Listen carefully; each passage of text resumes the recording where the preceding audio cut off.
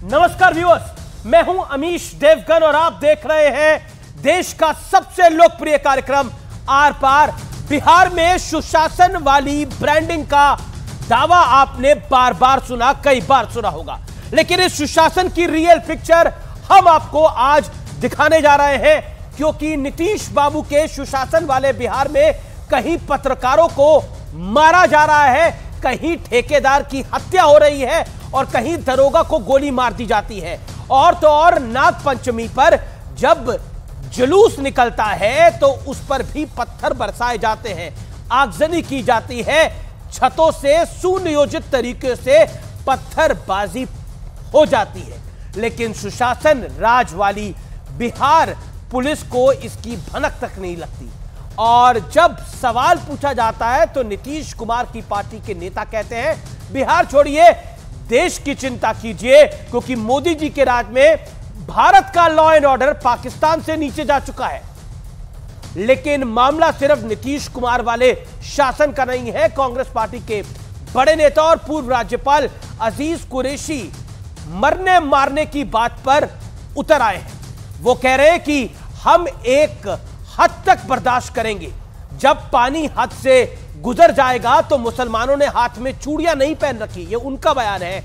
22 करोड़ में से 1-2 करोड़ मर भी जाए तो कोई हर्ज नहीं है। वो कह रहे हैं कि कांग्रेस नेताओं का गंगा नर्मदा की जय बोलना शर्मनाक है, ये डूब मरने वाली बात है। तो आज इन तमाम मुद्दों पर होगी देश की सबसे बड़ी पॉलिटिकल बहस।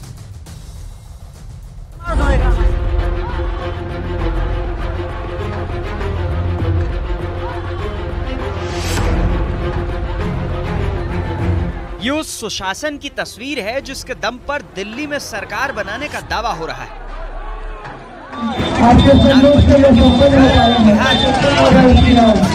तो पत्थरबाज मैदान में कूद पड़े, घर की छतों से जुलूस पर पत्थर बरसाए गए, आगजनी की गई। बगहा और मोतिहारी में 3 जगहों पर 2 पक्षों में टकराव हुआ। पैटर्न बिल्कुल नूह जैसा। कहीं दंगे हो रहे हैं, हत्या हो रही है, गजब का बिहार हो गया है। बिहार नहीं संभल रहा है, संभालिए, देश की चिंता छोड़ दीजिए। देश नरेंद्र मोदी के हाथ में और उनकी अगुवाई में सुरक्षित है। सवाल उठा तो जेडीयू के एक नेता भारत को पाकिस्तान से भी बदतर बताने लगे। Gallup law and order index का 2021 का मामला हो, आपने देश के अंदर में ऐसी कुव्यवस्था फैला दी कि पाकिस्तान जैसा कमजोर देश से भी इन मानकों पर हम पीछे चले गए।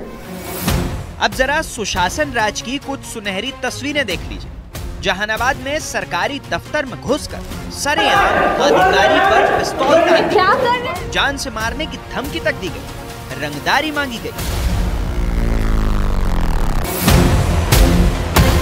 चंद दिन पहले ही समस्तीपुर में पशु तस्करों ने एक दारोगा की हत्या कर दी थी। अररिया में पत्रकार की हत्या की गई। बेगूसराय में रिटायर्ड टीचर को मौत के घाट उतारा गया। मोतिहारी में ठेकेदार की गोली मारकर हत्या कर दी गई। लेकिन मुद्दा सिर्फ इतना ही नहीं है। कांग्रेस के एक बड़े नेता और पूर्व राज्यपाल अजीज कुरैशी का ये जहरीला बयान भी सुन लीजिए। हम एक हद तक बर्दाश्त कर देंगे, लेकिन जब पानी हद से गुजर जाएगा तो मुसलमान ने हाथों में चूड़ियां नहीं पहन रखी हैं, बंटवारा बनाएगा। 22 करोड़ लोगों में अगर करोड़ तो करोड़ लोग मर जाएं, कोई हद की बात नहीं है। एक डूब बनने की बात है। नेहरू के वारिस कांग्रेस के लोग आज धार्मिक यात्राएं निकालते हैं, जय बोलते हैं, मैं गर्व से कहूं मैं हिंदू बोलते हैं। सवाल है कि क्या ऐसे बारूदी बयानों और खोखले सुशासन के दम पर विपक्षी गठबंधन देश को नेतृत्व दे पाएगा? आज इसी सवाल पर होगी देश की सबसे बड़ी बहस। और अब वक्त है आर पार के सुप्रसिद्ध विश्लेषण का।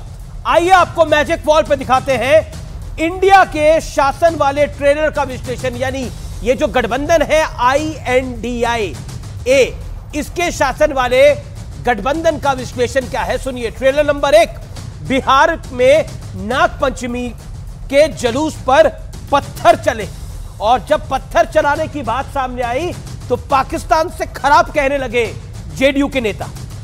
ट्रेलर नंबर 2, अजीज कुरैशी बोले मुसलमानों ने चूड़ियां नहीं पहनी है, 22 करोड़ में से 1-2 करोड़ मुसलमान मर भी जाएंगे तो हर्ज नहीं है।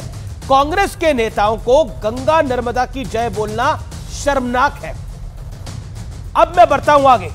और ट्रेलर नंबर 3, आचार्य प्रमोद कृष्ण बोले कांग्रेस की पहचान टुकड़े टुकड़े गैंग वाली है। ट्रेलर नंबर 4, ममता राज में इमामों को 3000 और पुरोहितों को 1500 का भत्ता मिलता है और इसे सुशासन कहा जाता है व्यूअर्स। और बड़ा सवाल, INDIA पर मोहब्बत की दुकान का लेबल समान पुराना तुष्टीकरण वाला है। चाहे वो पत्थरबाजी हो, चाहे वो इमामों को ज्यादा पैसा देना हो, चाहे अजीज कुरैशी के बोल हो, हर चीज उसी तरफ इशारा करती है। मेरे साथ बातचीत करने के लिए कौन कौन जुड़ रहा है बड़ी स्क्रीन पर? मेरे साथ आज जुड़ रहे हैं भारतीय जनता पार्टी से डॉक्टर अजय आलोक, बीजेपी के प्रवक्ता है, नेता है। मेरे साथ जुड़ रहे हैं शुभराष्ट्रा है, जानी मानी लेखिका। मेरे साथ प्रोफेसर नवल किशोर है, प्रवक्ता है आरजेडी के, जेडीयू के हैं राजीव रंजन जी, और अजीज खान है समाजवादी पार्टी के प्रवक्ता। आप तमाम लोगों का अभिनंदन है इस चर्चा में। लेकिन मैं सबसे पहले रुक करता हूं अजीज कुरैशी साहब का। मेरे साथ इस समय मौजूद है, फॉर्मर गवर्नर है। कुरैशी साहब, नमस्कार आपको, आपका अभिनंदन है हमारे कार्यक्रम में। मेरा सवाल बहुत सीधा है, आप तो बहुत दानिश्वर आदमी हैं, आप बड़े बड़े पदों पर रहे, आपने जो सवाल खड़ा करा, आपने जो बात बोली कि 1-2 करोड़ मुसलमान अगर मर भी जाएंगे 22 करोड़ में तो हर्ज नहीं है, क्या आपको लगता है ये जायज है बात, और ये क्यों बोली आपने? पहली बात तो ये कि मेरा कोई स्टेटमेंट नहीं है अलग से। ये मैं पिछले साल भर से अपने भाषण दे रहा हूँ, उसका एक हिस्सा है ये, और एक बार नहीं है, कई बार मैं कह चुका हूँ इस बात को आके। ये जानबूझ के डिस्टॉर्ट करके तोड़ मोड़ के मेरी पोजीशन ख़राब करने को, मुझे डैमेज करने को किया जा रहा है। मैंने कहा था एक जलसे में जिसमें कई हज़ार लोग मौजूद थे और 20-25 लोग मुझसे पहले बोल चुके थे। जब बात की गई मुसलमानों की तो मैंने ज़रूर कहा था कि मुसलमान आज वरीड है, परेशान है, मायूस है। क्यों? और उसकी क्यों परेशान है? उसकी उम्मीदें जो सेक्युलर नेताओं पे थीं वो आज ख़त्म हो गई हैं, क्योंकि उन नेताओं ने या तो बोलना छोड़ दिया है मुस्लिम मसाइल में, या आवाज़ बहुत धीमी कर दी है उन्होंने। इसलिए मुसलमान ये समझता है कि वो आज अकेला रह गया, कोई उसकी साथ हमदर्दी करने वाला नहीं है। लेकिन इस हालात से मुकाबले करना चाहिए, लेकिन इस हालात कुरैशी से साहब मुकाबले करना चाहिए जी। और जी, लेकिन आपने जो बात बोली, आप तो कांग्रेस पार्टी के वरिष्ठ नेता रहे। आप राहुल गांधी तो मोहब्बत की दुकान चलाने की बात करते हैं, कहते हैं मोहब्बत बिकेगी, मोहब्बत जो है मोहब्बत बांटेंगे हम। लेकिन आप कह रहे हैं कि देश भर में 22 करोड़ मुसलमान है, 1-2 करोड़ मर भी जाएंगे तो गम नहीं है। अब मैंने ये नहीं कहा, आप तोड़ के मोड़ के बात नहीं, आप ही का बयान है। मैंने ये कहा कि हिंदुस्तान, आप पूरी बात तो सुन लीजिए, अगर आप देखिए बोलेंगे तो इंटरव्यू बंद कीजिए फिर, मतलब उसमें अगर आप मेरी बात अपने थोपना चाहेंगे तो इंटरव्यू बंद कर दीजिए आगे। नहीं, मैं तो सुनना ही चाह रहा हूं आपकी बात, सुनिए उसको आप। मैंने आपको जिस बात से तकलीफ हो रही है, मैंने मैं तो पूरी माजरत के साथ आपसे सवाल पूछ रहा हूं। ये कहा था कि हिंदुस्तान के, जी, मैंने ये कहा था कि हिंदुस्तान के मुसलमान का मजहबी फरीज़ा है, धार्मिक कर्तव्य है कि वो देश का वफादार रहे जी, और देश पे कोई खतरा आए, चाहे वो अरब से हो या पाकिस्तान से हो, अफगानिस्तान से हो, चीन से हो, तो देश के बच्चे को अपना सर हिंदुस्तान की रक्षा के लिए कटा देना चाहिए। देश के बच्चे, हर इंसान को अपने खून का आखिरी कतरा देश की सुरक्षा के लिए बहा देना चाहिए, और देश की 1 इंच सरजमीन पर किसी भी ताकत का कब्जा नहीं होना चाहिए, चाहे वो अरब की आए या चीन की आए या पाकिस्तान की आए। मैंने ये कहा था। नहीं, और मैंने ये आपने तो ये भी कहा था, आपने तो ये भी कहा था कि ये जो मां नर्मदा की आरती कर रहे हैं, मां नर्मदा की यात्रा कर रहे हैं, ये भी गलत है, तो राहुल गांधी और प्रियंका गांधी वाड्रा का मंदिर जाना भी गलत है, इसका मतलब आपकी राय में? मैंने ये कहा था कि हिंदुस्तान की आज़ादी जो थी 1930 में जवाहरलाल नेहरू ने ये प्रतिज्ञा की थी कि हिंदुस्तान गरीबों का, किसानों का, मजदूरों का, मेहनत का शहबाम का मुल्क होगा। यहाँ पूंजीपतियों को, राजाओं, महाराजों, जमींदार, जागीरदारों और उद्योगपतियों को ख़त्म कर दिया जाएगा और एक ऐसा नया निज़ाम, समाजवादी निज़ाम कायम किया जाएगा जिसकी तर्ज सोवियत रशिया की तरह की होगी, जहाँ मजदूर किसानों का राज होगा। लेकिन और उस बुनियाद पर हम हुकूमत कायम कुरैशी साहब, आप जिस तरह का बयान, कुरैशी साहब मेरा सवाल सुनिए, जिस तरह की आप बात कहते हैं सर, कुरैशी साहब आप जिस तरह की बात कहते हैं उस पे ही, उसकी वजह से तो कांग्रेस पे आरोप लगता है कि कांग्रेस, बीजेपी आरोप लगाती है कि कांग्रेस तुष्टीकरण की बात करती है, तुष्टीकरण का काम करती है। ये मेरा काम नहीं है कोई आरोप लगाए, मैंने जो कहा बता रहा हूँ आपको आगे। मैंने ये कहा था कि हिंदुस्तान के बच्चे को उस ख्वाब के लिए काम करना चाहिए जहाँ गरीबी, मजदूरी, बेरोजगारी का खात्मा हो सके। लेकिन आप तो मरने मारने की बात कर रहे हैं, आप कह रहे हैं कि आप ये बच्चों को तो आप ख्वाब दिखा रहे हैं कि देश भर में 22 करोड़ मुसलमान हैं, 1-2 करोड़ मर भी जाएंगे तो क्या फर्क पड़ेगा? पूरी बात होती मेरी अब नहीं, आप सुनना नहीं चाहते, मतलब नहीं मैं सुन रहा हूँ, आप गुमराह करना चाह रहे हैं लोगों को, मतलब आप गुमराह करना चाह रहे हैं लोगों को। मैं क्यों गुमराह करूंगा सर, मैं तो आप ही की बात को सुना रहा हूँ, मैं तो आप ही की, आपने ये, सर मैं आपका, मैं बहुत सम्मान करता हूँ, आप बहुत वरिष्ठ है, आपकी उम्र अडवाणी जी के बराबर है और आप मतलब इतनी उम्र दराज आप व्यक्ति हैं, और मैं आपसे बड़ा दिल की गहराइयों से ये सवाल पूछ रहा हूं, आप जैसा व्यक्ति इस बात को कह रहा है, जो गवर्नर बना इस शासन के अंदर, वो कह रहा है कि देश भर में 22 करोड़ मुसलमान हैं, 1-2 करोड़ मर भी जाएंगे तो गम क्या है? मैं भी आपको, अरे आप बात तो सुनने की, मैंने क्यों कहा था ये, क्यों कहा? मैंने कहा था कि मुसलमानों पे जो शक्तियां खिलाफ मुसलमानों के हैं, अगर वो उनको मारें, कत्ल करें, घर जलाएं, बच्चों को यतीम करें, सुहागनों का बेवा करें, तो मुसलमानों को अमन की खातिर, शांति की खातिर इस ज्यादती को मार लेना चाहिए और अपील करना चाहिए मुल्क में अमन कायम हो। और पर ये कहाँ हो रहा है जो आप बात कह रहे हैं, ये हो कहाँ रहा है? वो ताकतें, लेकिन वो ताकत बिहार में तो नागपंचमी के जुलूस पे पत्थर चले हैं सर, आपकी बात सुनने के बाद। वो ताकतें जो तय कर चुकी हैं कि मुसलमानों को इस मुल्क से निकाल के बाहर कर देंगी, भारत को एक मुस्लिम मुक्त देश बना देंगी और भारत को स्पेन की तरह मुसलमान का नाम निशान बाकी नहीं रहेगा, तो मुसलमान इन जातियों को बर्दाश्त करेगा, एक लिमिट तक बर्दाश्त करेगा, एक हद तक बर्दाश्त क्या जाती हो रही है? आप बार बार एक लाइन बोल रहे हैं, मुसलमान पे जाती हो रही है, क्या जाती हो रही है वो तो कृपया करके बताइए। आपने ये बात बोली कल और पत्थर बरस गए नागपंचमी के जुलूस में बिहार में। मुसलमान जो हैं they are living under the shadow of death। पानी पीजिए। हर जगह जाती हो रही है उनके ऊपर, इकोनॉमिकली, पॉलिटिकली, फाइनेंशियली, एडमिनिस्ट्रेशन में, नौकरियों में। पर ये आपको नहीं लगता कि आप जैसे न्याय मिलने में, पर आप जैसे वरिष्ठ आदमी की तरफ से ये भड़काने वाला बयान है, उत्तेजित करने वाला बयान है, भड़का रहे हैं आप? कोई भड़काने वाला बयान नहीं। अगर दिल के जख्मों को दिखाना, भड़काना पड़े तो मैं सबसे बड़ा भड़काने वाला हूँ।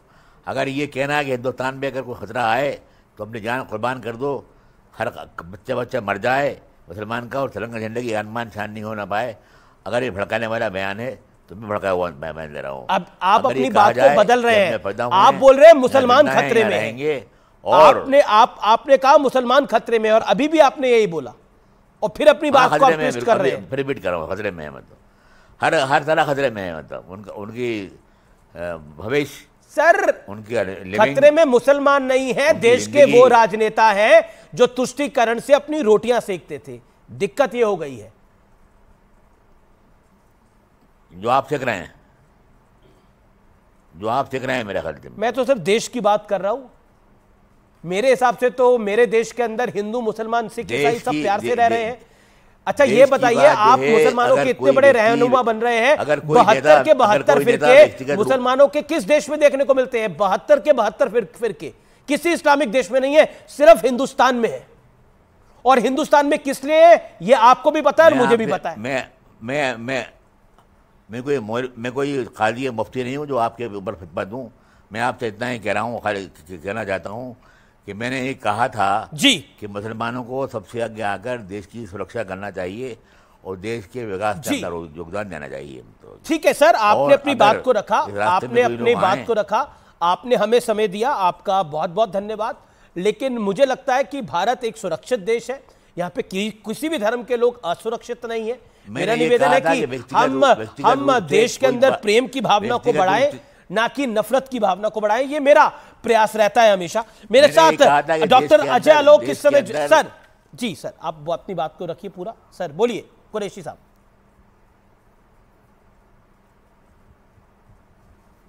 बहुत बहुत शुक्रिया कुरैशी साहब, आपका बहुत बहुत शुक्रिया, हमारे साथ आप जुड़े में। तो डॉक्टर अजय आलोक है। Doctor Ajay Alok, your first reaction to this is the biggest exclusive interview we have done, जिसके अंदर अजीज कुरैशी जो कुछ कह रहे हैं वो अपने आप में हिलाने वाला है।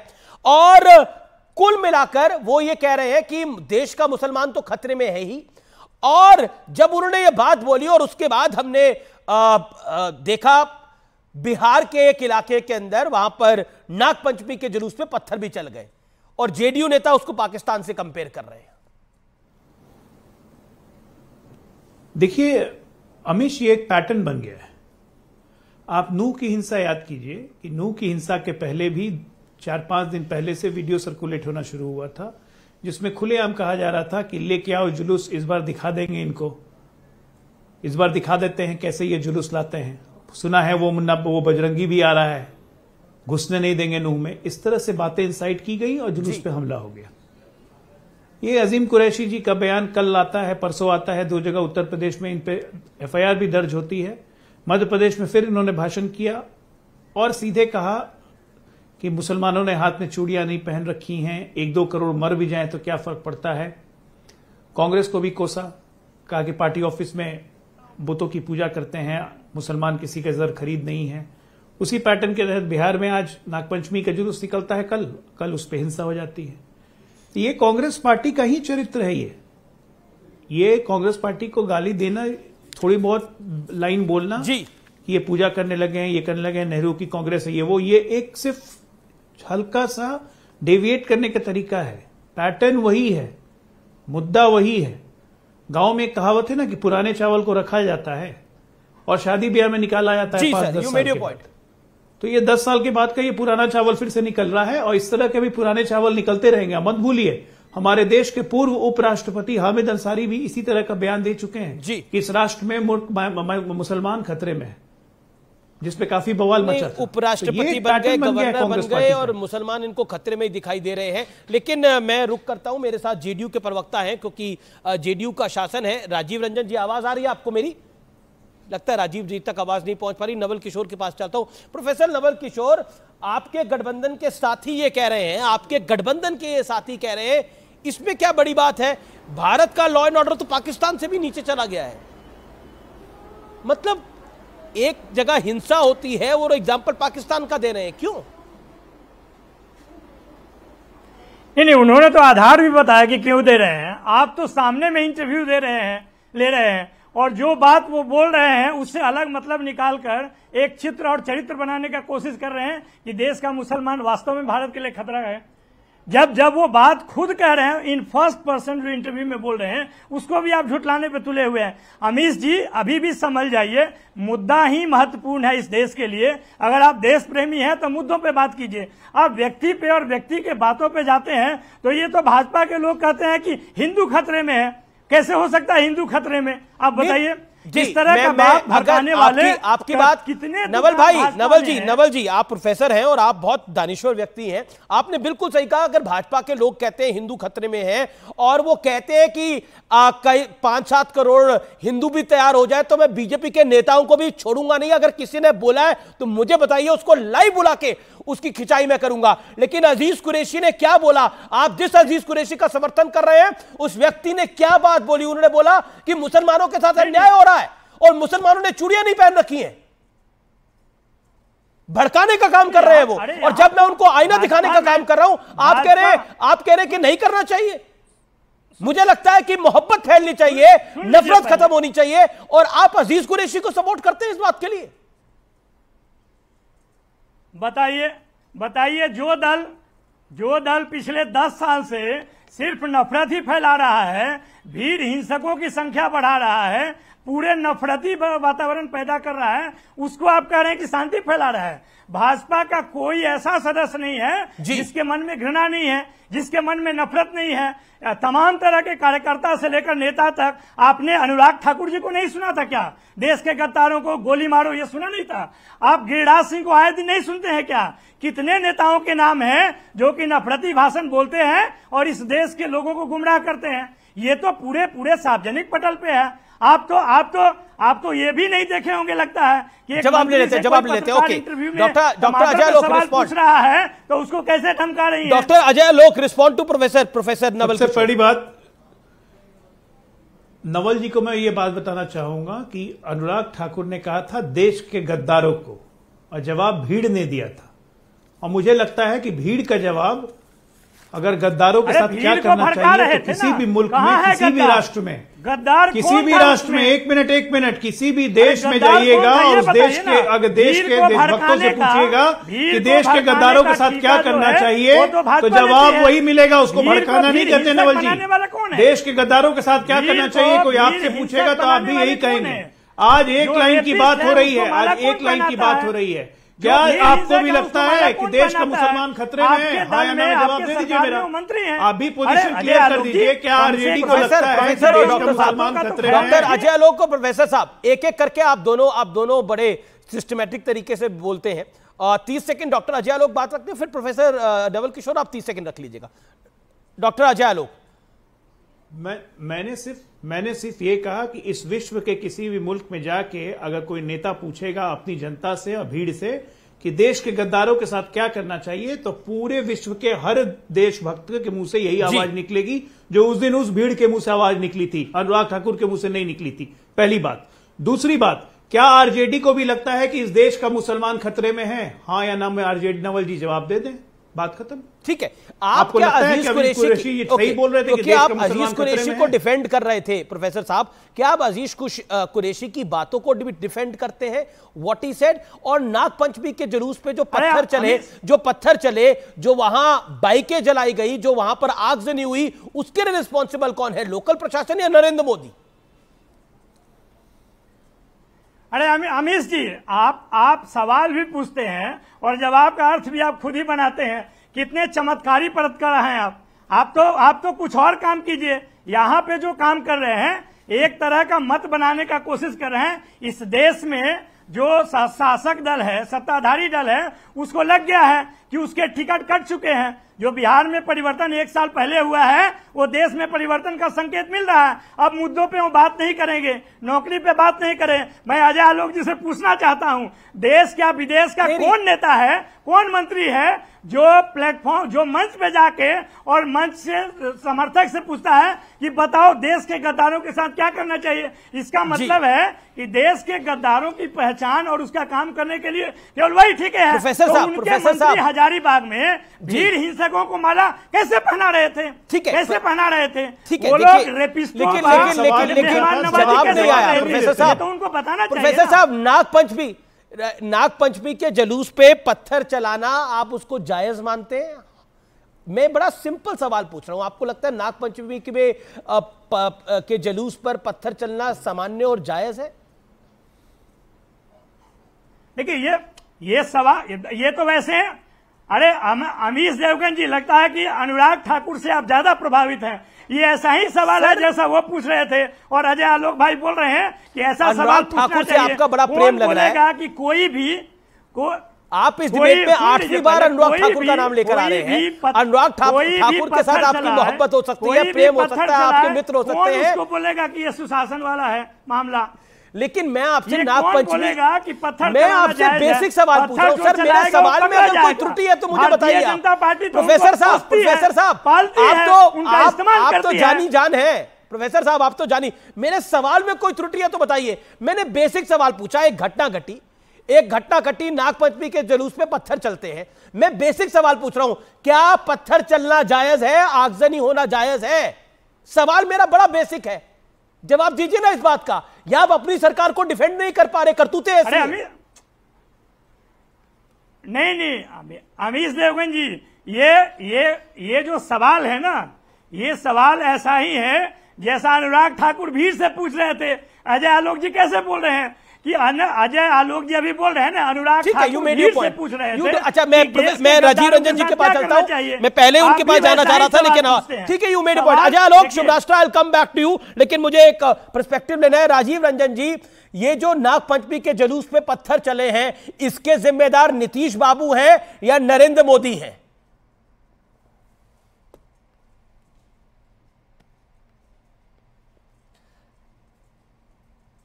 लगता है ऑडियो नहीं जा रहा। सुब्राष्ट्रा, क्वेश्चन टू यू। ये जो नागपंचमी के जुलूस पे पत्थर चले हैं, ये जो अजीज कुरैशी कह रहे हैं, ये जो पूरा घटनाक्रम हुआ है, इस सबके लिए जिम्मेदार कौन है? सुब्राष्ट्रा।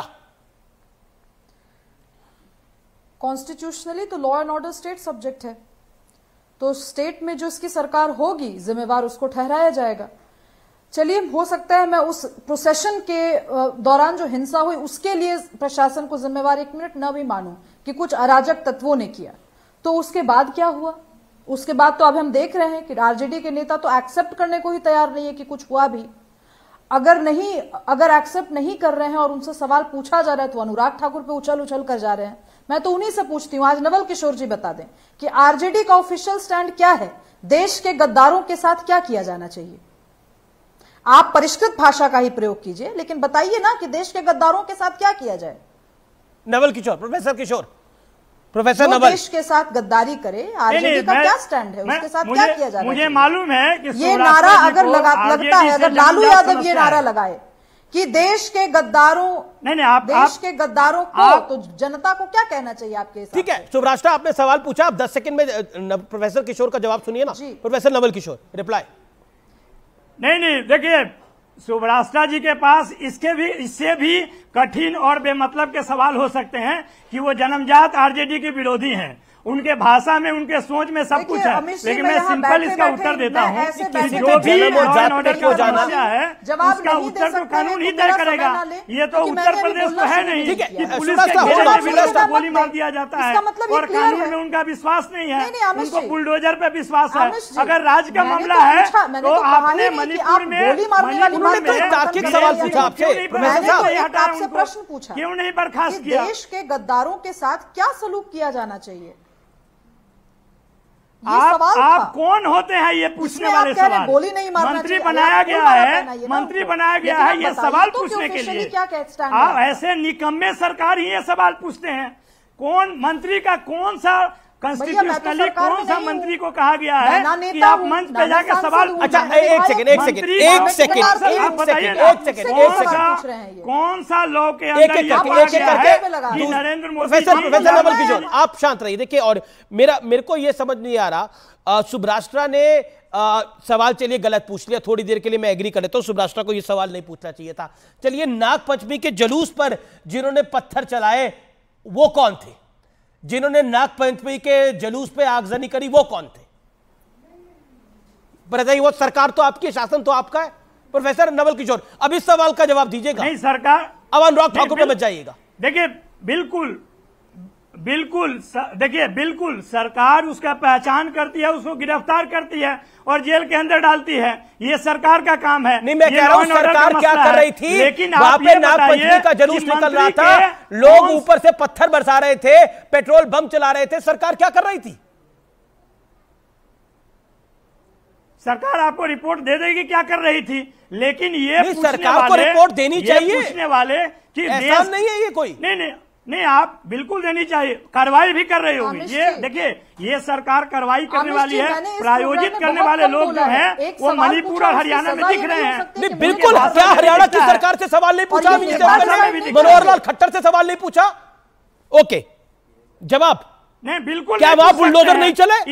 क्या वहां बुलडोजर नहीं चले जिन्होंने वहां पत्थरबाजी करी थी? अच्छा, बुलडोजर पे जिसने सवाल उठाए, उसको क्यों हटा दिया गया? अच्छा, ठीक है, एक सेकंड। देखिए, आरजेडी को थोड़ा अपनी वाणी को भी विराम देना चाहिए। डॉक्टर अजय आलोक भी वेट कर रहे हैं। डॉक्टर अजय आलोक, 40 सेकंड। डॉक्टर अजय आलोक, हरियाणा में नूह वाली घटना हुई तो तुरंत त्वरित कार्रवाई करते हुए उसी दिन 27 लोगों को गिरफ्तार किया गया था। यहां कल से वो एक्शन हो गया और कल से लेकर आज तक सिर्फ ये कहा जा रहा है कोई खास घटना नहीं थी, हल्की फुल्की झड़प थी, दोनों पक्षों को शांत करवा दिया गया है। ऑफिशियल डीएम का बयान है, ये मेरा बयान नहीं है।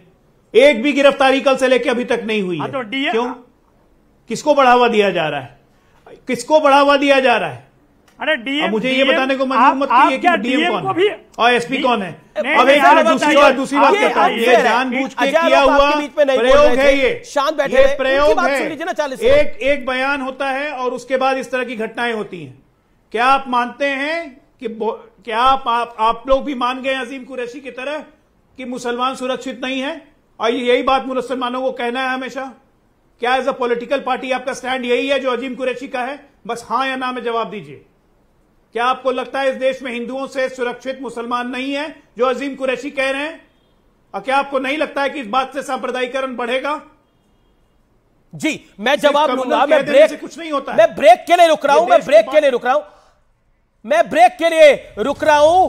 ब्रेक के बाद लालू प्रसाद यादव बेहद एक्सक्लूसिव। लालू प्रसाद यादव बेहद एक्सक्लूसिव इंटरव्यू लालू प्रसाद यादव का हम आपको दिखाने जा रहे हैं। लालू यादव ने बहुत बड़ा बोल दिया है न्यूज 18 को। यह अब तक का सबसे बड़ा पॉलिटिकल इंटरव्यू है। ब्रेक के बाद वापस आ रहे हैं, दिखाते हैं आपको।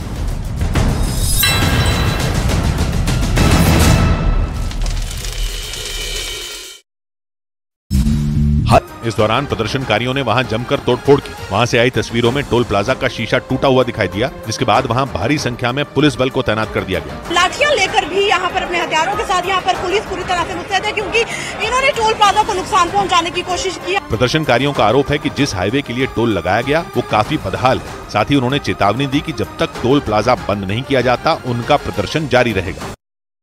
उत्तर प्रदेश के आजमगढ़ में एक कार और मोटरसाइकिल की टक्कर के बाद गुस्साए लोगों ने उस कार को बुरी तरह तोड़ डाला, जिसका एक वीडियो सामने आया जिसमें अंधेरे में कुछ लोग उस कार पर हमला करते दिखे और गुस्से में उस कार पर पत्थरों की बारिश करते नजर आए।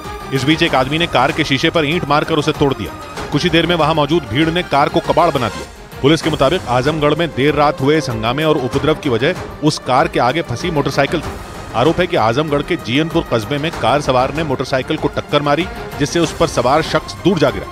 एक्सीडेंट के दौरान जो मोटरसाइकिल थी वो कार में फंस गई। टक्कर के बाद कार सवार मोटरसाइकिल को घसीटते हुए आजमगढ़ शहर तक ले गए। हादसे के बाद कई लोग कार का पीछा करते हुए उस कार सवार के घर तक पहुंच गए और बवाल करते हुए कार पर हमला करके उसे तोड़ डाला। आरोप है कि कार सवार के घर पर भी हमला किया गया, जिसके बाद वहां पहुंची पुलिस ने हंगामे को शांत कराया। चंद्रयान 3 की सॉफ्ट लैंडिंग पर इस समय पूरी दुनिया की नजर टिकी है और इसरो के इस मिशन को सफल बनाने के लिए अमेरिकी स्पेस एजेंसी नासा और यूरोपियन स्पेस एजेंसी ईएसए भी अब सामने आई है। इस तरह से अब दुनिया की 3 बड़ी स्पेस एजेंसियां कंधे से कंधा मिलाकर इस मिशन को सफल बनाने में जुट गई हैं और मीडिया रिपोर्ट के मुताबिक चंद्रयान 3 की लॉन्च के साथ ही बाकी दोनों एजेंसियों ने पूरे अभियान को मॉनिटर करना भी शुरू कर दिया था। कैलिफोर्निया के डीएसएन कॉम्प्लेक्स से नासा मदद कर रहा है। जब चांद इसरो से नहीं दिखेगा तो नासा मदद करेगा।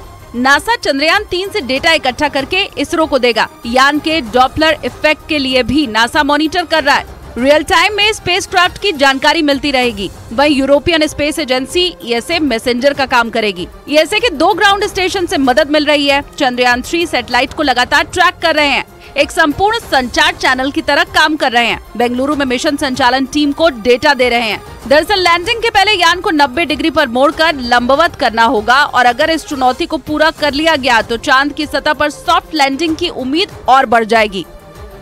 अब इसरो के वैज्ञानिकों के पास चंद्रयान 3 के लैंडर विक्रम से संपर्क करने के 2 रास्ते हो गए।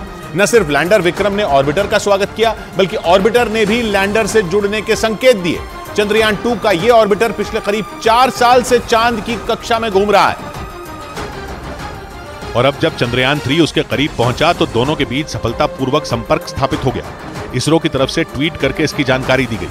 इसरो ने ट्वीट कर बताया कि चंद्रयान 2 के ऑर्बिटर ने चंद्रयान 3 के लैंडर विक्रम का स्वागत किया। वैज्ञानिकों ने बताया कि दोनों के बीच 2 वे कम्युनिकेशन हुआ, जिसका मतलब यह कि अब वैज्ञानिकों के पास चंद्रयान 3 के लैंडर मॉड्यूल यानी विक्रम से संपर्क करने के 2 रास्ते हो गए। ऑर्बिटर एक ऐसी मशीन है जो किसी भी ग्रह के ऑर्बिट यानी कक्षा में रहकर उस ग्रह के बारे में जानकारियां जुटाती है। चंद्रयान 2 के ऑर्बिटर को वैज्ञानिकों ने 1 साल तक के लिए डिजाइन किया था, लेकिन चंद्रयान 2 मिशन के नाकाम होने के बाद इसमें बचे ईंधन से वो 2026 तक काम कर सकता है। इसरो ने लैंडर विक्रम की तरफ से भेजी गई चंद्रमा की ताजा तस्वीरें जारी की, जिनमें चांद की सतह पर बड़े बड़े गड्ढे दिखाई दिए। ये तस्वीरें लैंडर विक्रम ने 2 दिन पहले 19 अगस्त को ली। इससे पहले 17 अगस्त को भी लैंडर ने चांद की कुछ तस्वीरें भेजी थी, जिनमें चंद्रमा की सतह पर बड़े बड़े गड्ढे दिखाई दिए थे। लेकिन इस बार लैंडर विक्रम ने चंद्रमा के फार साइड यानी उस हिस्से की तस्वीरें भेजी जो कभी पृथ्वी की तरफ से नहीं दिखता। इसरो ने ट्वीट कर चांद के उस हिस्से की तस्वीरें जारी की जो हम खुली आंखों से कभी नहीं देख सकते। जो तस्वीरें जारी की गईं उनमें चांद की सतह पर भयानक गड्ढे दिखाई दिए। एक तस्वीर में चांद की सतह ऊबड़ खाबड़ दिखी, जबकि एक तस्वीर में वहां लंबा मैदान दिखाई दिया। ये तस्वीरें लैंडर में लगे LHDAC यानी lander hazard detection and avoidance camera से ली गई। ये कैमरा खासतौर से इसी काम के लिए बनाया गया है कि कैसे लैंडर को सुरक्षित चांद की सतह पर उतारा जाए।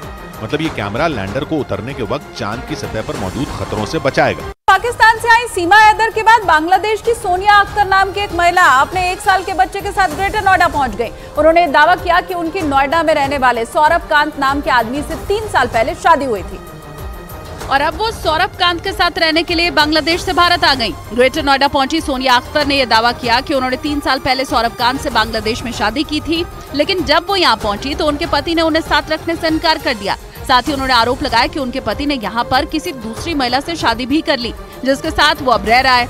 इसलिए सोनिया अख्तर अपने 1 साल के बच्चे को लेकर नोएडा पुलिस अधिकारियों के पास पहुंची और इंसाफ की गुहार लगाई। इधर पाकिस्तान से नेपाल के रास्ते भारत आई सीमा हैदर के वकील AP सिंह ने दावा किया कि सीमा भारत में रहने के लिए हर टेस्ट देने के लिए तैयार है। सूत्रों के मुताबिक जांच एजेंसियों को शक है कि सीमा हैदर किसी खास मकसद से भारत आई, लेकिन उनके वकील AP सिंह ने दावा किया कि सीमा हैदर सिर्फ अपना प्यार पाने के लिए भारत पहुंची और इसीलिए वो पाकिस्तान से नेपाल के रास्ते मुश्किल सफर तय कर भारत आई और अपने प्रेमी सचिन मीणा के साथ दिल्ली के नजदीक ग्रेटर नोएडा के रबुपुरा इलाके में रहने लगी। उन्होंने ये भी दावा किया कि भारत में रहने के लिए सीमा हैदर हर तरह की जाँच से गुजरने के लिए तैयार है। आप सीमा का polygraphy test, lie detector test, brain mapping, narco test कराइए, कौन मना कर रहा है। इसके साथ ही AP सिंह ने सीमा के भारत आने की वजह जानने के लिए CBI और ATS समेत सभी दूसरी एजेंसियों से जांच कराने की भी चुनौती दी। उनके मुताबिक सीमा सचिन मीणा से सच्चा प्यार करती हैं और इसी वजह से वो दुनिया भर की परेशानी झेलकर भी सचिन के साथ रहने के लिए भारत आ गई। इससे पहले UP ATS इस मामले में सीमा हैदर से कई बार पूछताछ कर चुकी है, लेकिन सूत्रों के मुताबिक जांच एजेंसी को सीमा के खिलाफ कोई सबूत नहीं मिले। इन सब के बीच आगरा में रेल मंत्री अश्विनी वैष्णव अचानक लोगों के बीच पहुंच गए और उनका हालचाल लिया। बताया गया कि दिल्ली जाते समय उनकी train Agra cantt railway station पर थोड़ी देर के लिए रुकी थी, जिसके बाद वो अपने कोच से बाहर आए, प्लेटफॉर्म पर लोगों से बातचीत की। इसका वीडियो भी सामने आया, जिसमें वो आगरा कैंट प्लेटफॉर्म पर बैठे यात्रियों से बात करते दिखाई दिए। इस दौरान उन्होंने वहां बैठे कई परिवारों से हालचाल लिया और रेलवे की व्यवस्था के बारे में भी पूछा। अचानक रेल मंत्री को अपने बीच देखकर यात्री भी खुश दिखाई दिए, उनके सवालों का जवाब देते दिखे। वीडियो में रेल मंत्री अश्विनी वैष्णव वहां बैठे एक परिवार की बच्ची से भी बात करते दिखाई दिए और उसे दुलराते दिखे। रेल मंत्री को प्लेटफॉर्म पर देखकर रेलवे के अधिकारी भी वहां पर पहुंच गए और व्यवस्था के बारे में उन्हें जानकारी दी। इधर लखनऊ में एक कार्यक्रम में पहुंचे समाजवादी पार्टी के नेता स्वामी प्रसाद मौर्य पर एक आदमी ने जूता फेंक दिया, जिस पर मौर्य के समर्थक ऐसे आग बबूला हुए कि उन्होंने उस शख्स को पीट पीट कर ही हिसाब बराबर कर लिया। जनवरी में स्वामी प्रसाद मौर्य ने रामचरितमानस पर विवादास्पद बयान दिया। बताया गया कि उन पर जूता फेंकने वाला उसी बयान से आहत था, इसलिए स्वामी प्रसाद मौर्य के कार्यक्रम में पहुंचते ही उन पर काला जूता फेंक कर मारा गया। इसके बाद तो मौर्य के समर्थक जूता फेंकने वाले की जान के दुश्मन बन बैठे। भीड़ ने मौर्य को निशाना बनाने वाले आकाश सैनी नाम के उस शख्स को गिरा कर मारा। वो वकील के वेश में कार्यक्रम में पहुंचा था, इसलिए वहां मौजूद लोगों ने उसका काला कोट फाड़ डाला। पुलिस के कब्जे में होने के बावजूद मौर्य के समर्थकों ने उसका पीछा नहीं छोड़ा, लिहाजा अपनी जान बचाने के लिए वो दौड़ पड़ा, मगर लोग भी उसके पीछे पीछे दौड़ पड़े, पर पुलिस वाले उनकी स्पीड मैच नहीं कर पाए और जूता फेंकने वाला आदमी फिर भीड़ के हत्थे चढ़ गया। पुलिस ने किसी तरह उसे छुड़ाया और अपने साथ ले गई, वो भी ऑटो में। मगर स्वामी प्रसाद मौर्य पर जूता फेंकने वाले शख्स के लिए समर्थन जुटने लगा। अयोध्या के हनुमानगढ़ी मंदिर के महंत राजू दास ने स्वामी प्रसाद मौर्य पर हमले को सही ठहराया और अखिलेश यादव को भी निशाने पर ले लिया। हिंदू महासभा ने भी इस घटना का स्वागत किया और आरोपी को हर मदद का भरोसा दिया। अभी तो स्वामी प्रसाद मौर्य जी के ऊपर जूता चल रहा है, आने वाले दिनों में अखिलेश यादव जी भी जूते से पीटे जाएंगे। ऐसा कृत्य इनके साथ होना चाहिए और होते रहना भी चाहिए। अगर जो हिंदू धर्म के खिलाफ अफवाहें टिप्पणियां करेगा, अब उसका यही एक इलाज है। उधर जम्मू कश्मीर के पुलवामा में सुरक्षा बल के जवानों और आतंकियों के बीच मुठभेड़ हो गई। यह एनकाउंटर 14 घंटे तक चला, जिसमें दोनों तरफ से कई राउंड गोलियां चली और सुरक्षा बल के जवान पूरे इलाके को घेर कर सर्च ऑपरेशन चलाते दिखे ताकि वहां छिपे आतंकियों को दबोच लिया जाए। आतंकियों और सुरक्षा बल के जवानों के बीच ये मुठभेड़ पुलवामा के परिगाम इलाके में हुई। एक रोज पहले कुछ आतंकियों के छिपे होने की सूचना मिली, जिसके बाद सुरक्षा बल के जवान एक्शन में आ गए और पूरे इलाके की घेरेबंदी कर दी। इस बीच आतंकियों ने गोलीबारी शुरू कर दी, जिसके बाद सुरक्षा बल के जवानों ने जवाबी कार्रवाई करते हुए फायर किए। लेकिन इस बीच अंधेरे का फायदा उठाकर वो आतंकी बचकर भाग निकले। लेकिन वहां आतंकियों की तलाश में पूरी रात सर्च ऑपरेशन चलाया गया। हिमाचल प्रदेश के किन्नौर से पहाड़ खिसकने की हाहाकारी तस्वीरें सामने आई, जिसमें सड़क पर मलबा गिरता नजर आया और वहां हड़कंप मच गया और नेशनल हाईवे 5 बंद करना पड़ा।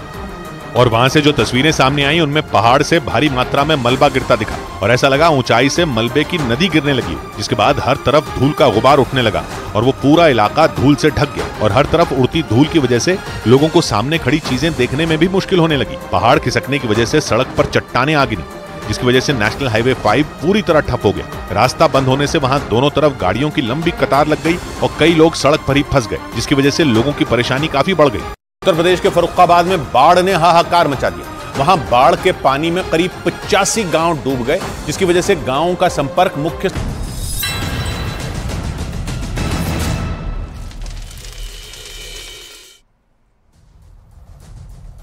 वेलकम बैक व्यूअर्स, आप देख रहे हैं इस समय आर पार और लालू यादव का एक्सक्लूसिव इंटरव्यू आपको कुछ ही क्षणों में दिखाएंगे, लेकिन गिरिराज सिंह हमारे साथ इस समय जुड़ रहे हैं।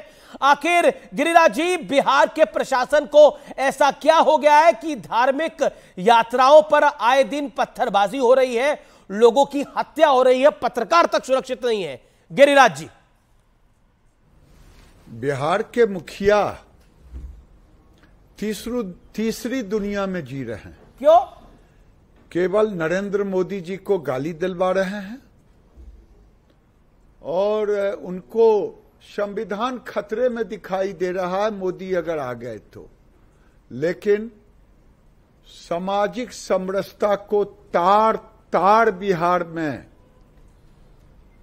लालू जी के समय से ये काम शुरू हुआ और नीतीश जी के कार्यकाल में पीएफआई जो इस्लामिक स्टेट बनाने का जी, और आज कल जो हुआ है अभी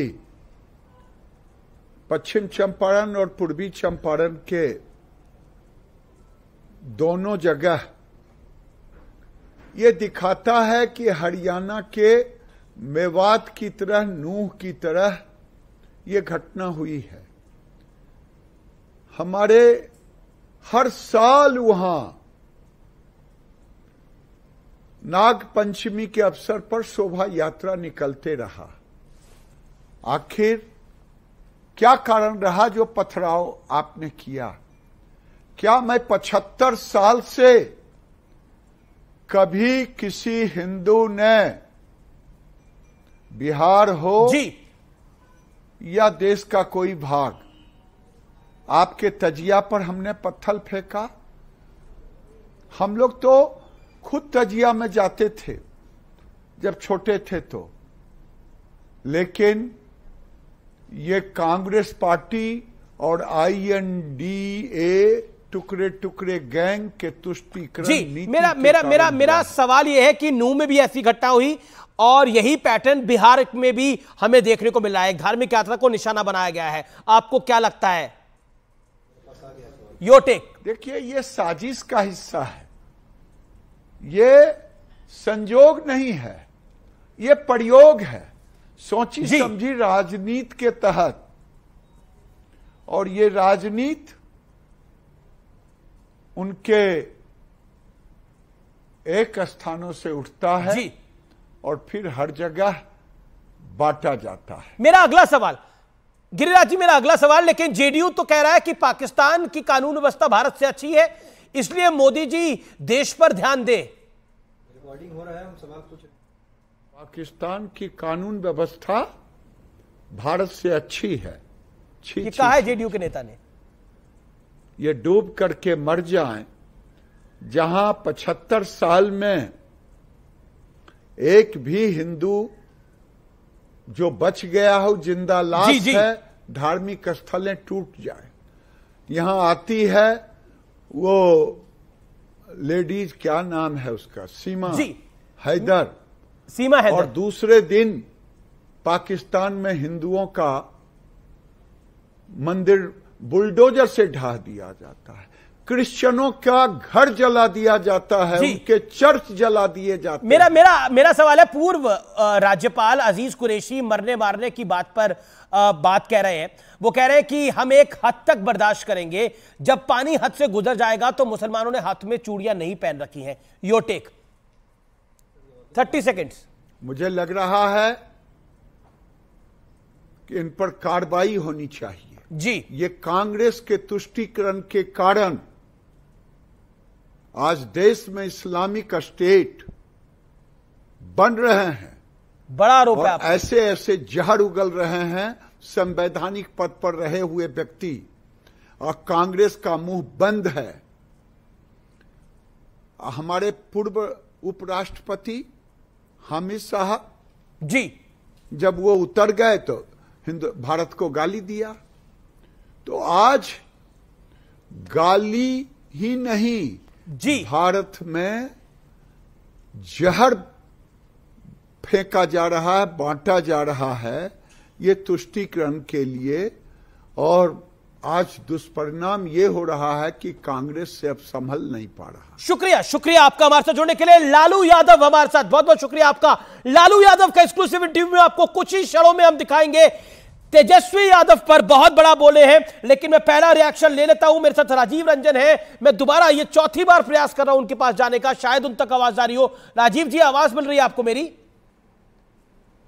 जी बिल्कुल मिल रही है जी। अभी आपने सुना, मेरे साथ केंद्रीय मंत्री थे, उन्होंने बहुत बड़ी बात बोली। उन्होंने बोला ये सब कुछ तुष्टीकरण के लिए हो रहा है, और जो बात पाकिस्तान का एग्जाम्पल जेडीयू के एक नेता ने दिया, उस पर भी आपने प्रतिक्रिया उनकी सुनी। योर रिएक्शन क्या? बिहार में जंगल राज है जैसा बीजेपी कह रही है? एक बात आपको कहना चाहूंगा, अमीश देवगन जी, बिहार हरियाणा नहीं है जी। न नूह की तरफ लोगों को मरने दिया जाए और आतताइयों अत्याचारियों को लगातार अत्याचार करने की अनुमति सरकार दे जी। ये भारतीय जनता पार्टी के शासन के राज्य में ही संभव था। बिहार की घटना के बारे में अभी अजय आलोक जी ने कहा कि कोई गिरफ्तारी नहीं हुई है, जबकि अभी इसके पहले हमारे साथ एक चैनल पर थे, मैंने कहा कि वहाँ सुपरिटेंडेंट ऑफ पुलिस के हवाले से ये जानकारी दी गई 16 लोगों की गिरफ्तारी हुई है, और वहाँ जो भी एहतियाती कदम उठाए जा सकते हैं वो सब उठाए गए, और इनके उकसावेपूर्ण बयानों के कारण कोई तनाव नहीं बढ़े, इस पर ज़्यादा सरकार की नज़र है। इसलिए कि जातीय गणना के बाद जिस बदहवासी के शिकार भारतीय जनता पार्टी के नेता हैं कि नूह, गुरुग्राम, फरीदाबाद से लेकर उत्तर प्रदेश के अनेक इलाकों के सांप्रदायिक झड़पें, और जो दिल्ली में सांप्रदायिक झड़पें हुए, जिस तरह से मणिपुर पूरी तरह से जल रहा है, उन राज्यों में घटनाओं के लिए वहां की सरकार जवाब दे रही है। देश ने एक महीना पूरी चर्चा कर ली, पत्थर चले। लेकिन अब मेरा आपसे अमीश देवगन जी, आपके शो के मैं ऐसे समय में आया हूं जी सर, मैं तो कुछ सवाल खड़े करना चाहता हूं जी। जो लोग पाकिस्तान भेजने की नसीहत देते हैं, हर बात पर भयभीत करते हैं कि इन्हें पाकिस्तान भेज दिया जाए, और जो महात्मा गांधी के हत्यारे, लेकिन आपके नेता तो पाकिस्तान के साथ भारत की लॉ एंड ऑर्डर को कंपेयर कर रहे हैं। सोच के देखिए उनका दिवालियापन कितना बड़ा होगा जो भारत के लॉ। मैं कहता हूं बीजेपी से आपका, बीजेपी नरेंद्र मोदी से आपका विरोध हो सकता है, लेकिन भारत का लॉ एंड ऑर्डर पाकिस्तान के बरखर से खराब है, ये बात कहने के लिए हिम्मत चाहिए जी। मतलब नहीं, देखिए ये पाकिस्तान पर तो खैर ये नीरज कुमार को क्या हो गया आपके नेता को? गिरिराज जी का कॉपीराइट है। मैं तो आपसे कह रहा हूं पाकिस्तान का कॉपीराइट गिरिराज जी के पास है। ओके मैं ये गिरिराज जी से पाकिस्तान के बारे में जितनी, लेकिन मेरे पास सुशासन की एक और तस्वीर आ रही है, मेरे पास सुशासन की एक और तस्वीर आ रही है, वो लालू यादव की तस्वीर है, वो प्ले करिए, जिसके ऊपर बड़ा विरोध हो रहा है। एक पुलिस अधिकारी छाता लेकर चल रहा है, जिसके ऊपर बीजेपी बहुत सारे सवाल खड़ा कर रही है। ओके डॉक्टर अजय आलोक, ये पाकिस्तान पे कॉपीराइट आपका है, और आपके बयानों से ज्यादा चिंतित है जेडीयू। सबसे बड़ी बात राजीव जी ने कहा कि आज जो घटना हुई इसमें 16 अरेस्ट हुए। अरेस्ट नहीं हुए थे राजीव जी, प्रिवेंटिव अरेस्टिंग हुई थी, कल शाम में ही छोड़ दिया गया था। अभी तक अभियुक्तों को अरेस्ट नहीं किया गया है। अज्ञात पे एफआईआर की गई है, जबकि साफ दिख रहा है कि किस मकान की छत पे खड़े होके पुरुष और महिला दोनों पत्थर फेंक रहे हैं, तब भी एफआईआर अज्ञात पे हुई है। क्लिपिंग्स के आधार पर की गई गिरफ्तारी है। आप जानकारी को पुष्ट कर लीजिए। ये कंफर्म्ड है, एक मिनट, ये कंफर्म्ड है, बीच में मैं आपके बीच में नहीं बोल रहा था। अब सुनिए दूसरी बात, अब दूसरी बात सुनिए, दूसरी एक मिनट, आप गलत जानकारी बार बार दे रहे हैं ना, नहीं बोलते हैं ना हम लोग। आप एक सरकार गलत जानकारी नहीं दे रहा हूं, मैंने बात करके पुष्टि करके ही दे रहा हूं, आपको पता कर लीजिएगा। अज्ञात लोगों पे एफआईआर हुआ है, जबकि मकान की छत पे पुरुष और महिला दोनों पत्थर फेंक रहे हैं। अभी तक न मकान को सीज किया गया, न कुर्की की गई। जिस मकान से गिरफ्तारी पर आप अपनी जानकारी दुरुस्त कर लीजिए, सारे चैनलों में दिख रहा है। एनीवे, मैं आगे चाहता हूं। बड़ी खबर, लालू यादव हमारे पास आ चुका है और तेजस्वी यादव पर लालू यादव ने क्या बोला है, आइए आपको सुना देते हैं। न्यूज 18 से बोले हैं लालू प्रसाद यादव, बिहार की राजनीति बदलने वाला इंटरव्यू है। तेजस्वी सीएम बने तो अच्छा है, जनता चाहती है कि अब तेजस्वी यादव सीएम बन जाए। न्यूज 18 से बोले हैं लालू यादव, बाइट प्ले करिए लालू यादव की। लेकिन कार्यकर्ता तो ये देखना चाहते हैं कि तेजस्वी मुख्यमंत्री बने। देखना चाहते ही हम मुख्यमंत्री बन रहे, तो उसमें कोई बिगाड़ कहाँ है। डिप्टी चीफ मिनिस्टर भी तो है ही ना, बनना है। देश की जनता सब लोग मिलकर हम लोग तय करेंगे समय। तो तेजस्वी सीएम बन जाए तो अच्छा है, ये क्लियर कट बोला है लालू यादव ने। नरेंद्र मोदी पर क्या बोला, आइए सुन लेते हैं। 18 दल के साथ मिल करके हम लोग एक इंडिया करके अपना गठबंधन हम लोगों ने बनाया है। हमको हमारा एक ही लक्ष्य है, मोदी को हटाओ, मोदी हटाओ, देश को बचाओ। भाजपा को हटाना एकदम बिल्कुल। 24 के चुनाव में इनको बुरी तरह से पराजित करना। मोदी को हटाना एकमात्र लक्ष्य है, लेकिन लालू यादव क्योंकि उनकी सेहत ईश्वर और अच्छी करे, अपनी सेहत को लेकर क्या बोले और अपने खाने पीने की आदत पर क्या बोले, वो भी बहुत इंटरेस्टिंग है, सुन लेते हैं। मतलब नॉन वेज पर परहेज करना चाहिए, लेकिन हमसे नहीं हो पाता है। चाय ज़्यादा पी लेते थे, पूरा दूध में चीनी डाल करके, और नॉन वेज में मुर्गा और चिड़िया वगैरह भी, और मटन ये डेली मतलब इधर चला। सावन है, उसका परवाह नहीं किया, केयर नहीं किया। मैं सीधा रिएक्शन ले लेता हूं। मेरे साथ जेडीयू के राजीव रंजन साहब हैं, मेरे साथ डॉक्टर अजय आलोक कुछ कहना चाह रहे हैं। मुझे पता था अजय आलोक हाथ खड़ा करेंगे, कुछ कहना चाहेंगे। डॉक्टर अजय आलोक, अब तो क्लियर कट है तेजस्वी यादव सीएम बने, लालू यादव बोल रहे हैं। नहीं, उसके लिए तो मैं कितने दिन से बोल रहा हूं कि तेजस्वी को तो सीएम बन जाना चाहिए, कम से कम बिहार की हालत में सुधार होगा। लेकिन लालू जी ने ब्रेकिंग न्यूज दी है जो आपने कैच नहीं किया। ये घमंडिया 26 दलों का गठबंधन था। लालू जी ने ब्रेकिंग न्यूज दी है कि 18 से 19 दल जो लाइक माइंडेड पार्टी हैं, मतलब घमंडिया का लोकतंत्र बचाने निकला था, अब लोकतंत्र से हटके परिवारवाद तक सिमट गया। लालू जी ने कहा, मैं नहीं कह रहा हूं, आप रिवाइंड करके प्ले कर लीजिए 18-19।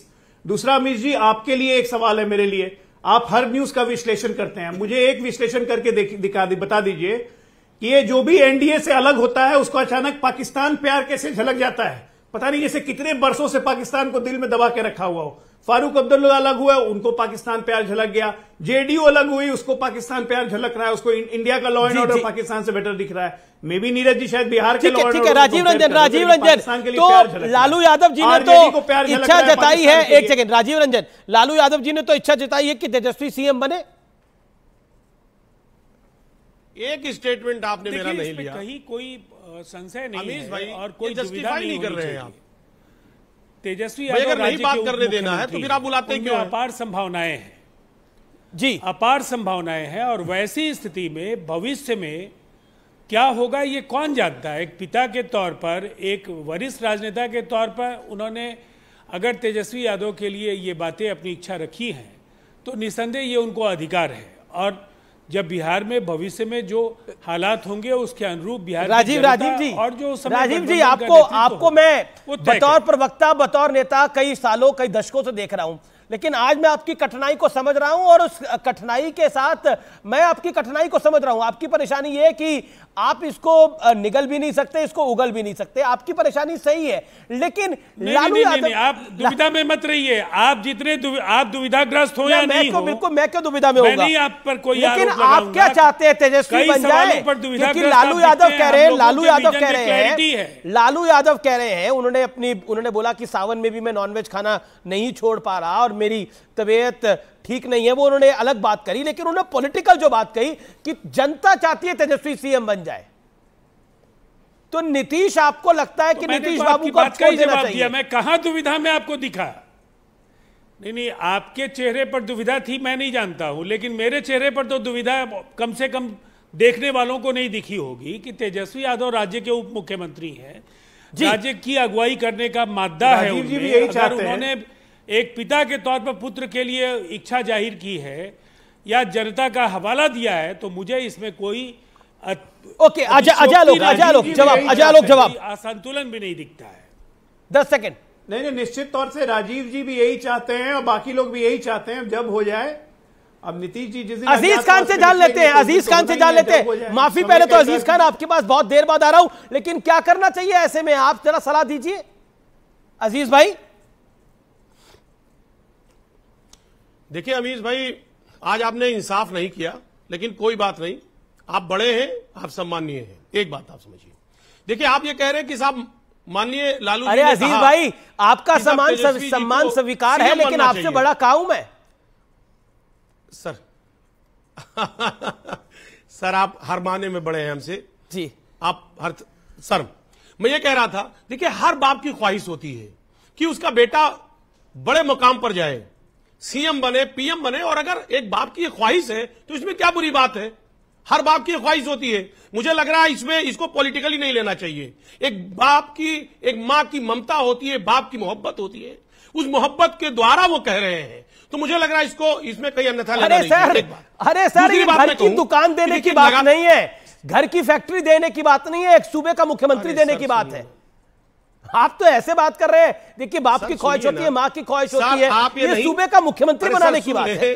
सर सुनिए ना, परिवार है, परिवार है सर। सूबे का मुख्यमंत्री हो चाहे देश का प्रधानमंत्री हो, हर बाप की ख्वाहिश होती कि उसका बेटा आगे बढ़े। बिल्कुल, इसमें क्या बुराई है? और अगर ऐसा सोचा जा रहा है, ऐसा सोच है, तो उसमें कोई बुराई नहीं है। प्रोफेसर नवल किशोर राजनीति से मत इसको तुलना करिए। प्रोफेसर साहब देखिए सर, एक मिनट, हमें अपनी बात कहने दीजिए सर। हमें जो हम लगातार इंतजार कर रहे हैं, बोला कि जनता की देखिए एक बात आप जानिए सर, और ऐसे बात जो जिस तरीके से नफरत का माहौल गर्म किया जा रहा है, नीतीश जी भी मैं अजय आलोक जी को भी समझा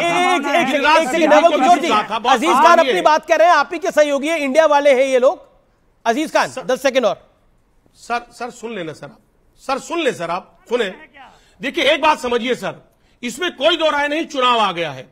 जिस तरह बीजेपी का चाल चरित्र और चेहरा है, चाहे वो किसी भी प्रदेश में ले लो आप, कहीं ना कहीं जो कुछ आज नफरती बातें हो रही हैं, जो नफरत का माहौल है, उसमें बीजेपी का बहुत बड़ा रोल है।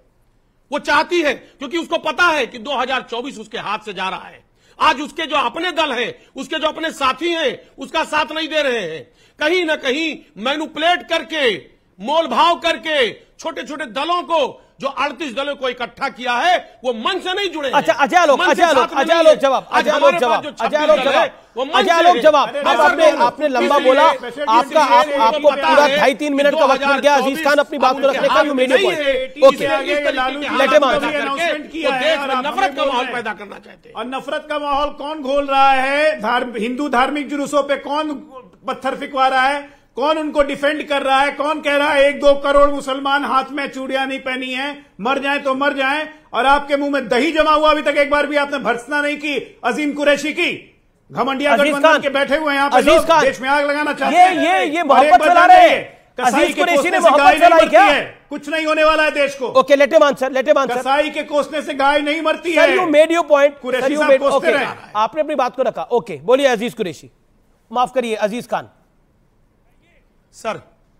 सर एक बात बहुत स्पष्ट है, अजय आलोक जी इसको डिफेंड नहीं कर पाएंगे, इसको जस्टिफाई नहीं कर पाएंगे, क्योंकि जो हालात थे देश के, चाहे हरियाणा हो, चाहे आप देख लीजिए जिस तरीके से आपका मणिपुर में हुआ है, डिफेंड करूंगा हर जगह। शुक्रिया आप तमाम लोगों का, बहुत बहुत शुक्रिया आज के इस कार्यक्रम में जुड़ने के लिए, अपनी बात को रखने के लिए।